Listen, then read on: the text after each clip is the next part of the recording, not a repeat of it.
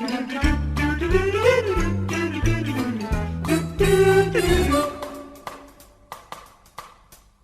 gotta be. It's gotta be. It's gotta be.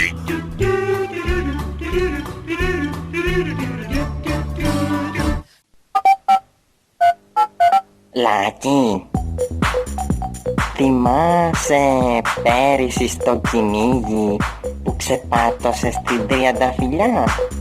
Θυμάσαι? Όχι.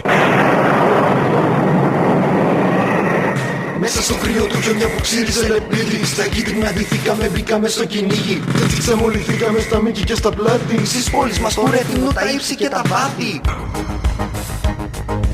Είναι αυτό το κίτρινο που τρέχει μες στο δάσος? Μα είναι ο σκαραβαίος που ψάχνει εκεί με πάθος. Είναι αυτό το κίτρινο έξω από το δημαρχείο? Μα είναι ο σκαραβαίος, περιμένει εκεί στοιχείο. Στοιχείο!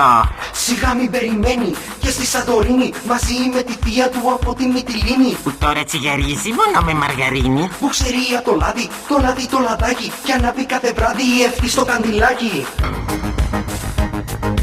Είναι αυτό το κίτρινο απάνω στη φορτέτσα? Δεν είναι σκαραβαίος, μα είναι μια πινέζα. Είναι αυτά τα κίτρινα πλημμύρισαν την πόλη. Είναι οι σκαραβαίοι που παίζουν κομπολόι. Go, go, go, σκαραβαίοι.